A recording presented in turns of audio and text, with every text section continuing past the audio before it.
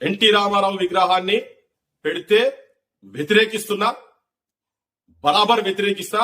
నువ్వు ఎప్పుడు నన్ను మూసిలేసి బొంద పెడతావో రేవంత్ రెడ్డి, పృథ్వీరాజ్ నీ గురించి వెయిట్ చేస్తున్నాడు. ఇడా తెలంగాణ నిలబడతా, ఎప్పుడు వస్తావో చెప్పు, ఎవరు తీసుకుపోతాడో చెప్పు, ఏ మూసిలేసి తొక్కుతావో, నువ్వు వచ్చి తొక్కుతావా, నీ వంది మాగదులు వచ్చి తొక్కుతారా, నీ థింకింగ్ నీ ఉన్నాయి కదా, సెప్టిక్ ట్యాంక్ బ్రెయిన్స్ ఏమి ఉన్నాయి కదా, వాళ్ళు వచ్చి తొక్కుతారా చూద్దాం. దాన్ని కూడా ఇప్పటికే ఎన్టీఆర్ ఘాట్ ఉన్నది ఇక్కడ. ప్రతి ఊర్లో ప్రతి జిల్లాల హెడ్ క్వార్టర్ లో ఇక్కడ ఎన్టీఆర్ విగ్రహాలు ఉన్నాయి.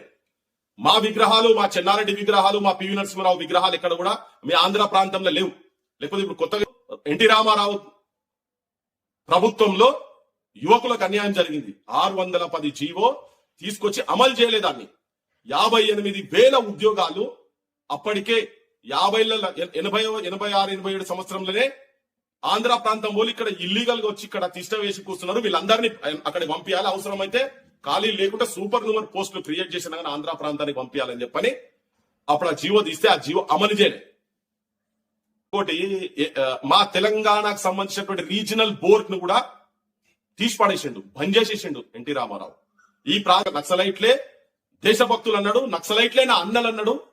గద్దెకెక్కిన మరుసటి రోజు రాడికల్లు సార్ నమ్మని చంపి రక్తం బొట్టు పెట్టుకున్నాడు అని చెప్పనే అనే చరిత్ర ఆయనది ఉన్నది. పోతవురో రామన్న అని ఆయన పోకముందు, అధికారం నుంచి పోకముందు అన్నారు. పోయిన తర్వాత పోతివీరో రామన్న, పేదోల్లా ఉసురు దలిగి పోతివీరో రామన్న, బీదోల్లా ఉసురు దలిగి పోతివీరో రామన్న, మా బిడ్డల ఉసురు దలిగి, పసి గుడ్డుల ఉసురు దలిగి, మా రైతుల ఉసురు దలిగి నువ్వు పోతివీరో రామన్న అని చెప్పి ఇక్కడ సాహిత్యం వచ్చింది. కూలి పెంచుమని అన్నదే పాపం, కుత్కే మీద కత్తి బల్లెం పెడితీవి, దొరల పనులకు బంధు పెడితే ఎవలకు బంధుకు సూటి పెట్టినవని చెప్పని. పాడుబడ్డ బంజరు భూములల్లా నాగలి దున్ని నాట్లేసుకుంటే కూలి రైతులను ఎంబడిబడి కుత్కెల దాకా వాళ్ళ నెత్తురు దాగినవని చెప్పని సాహిత్యం ఇక్కడ పుట్టింది, ఇక్కడ జనం లోపల పోయింది.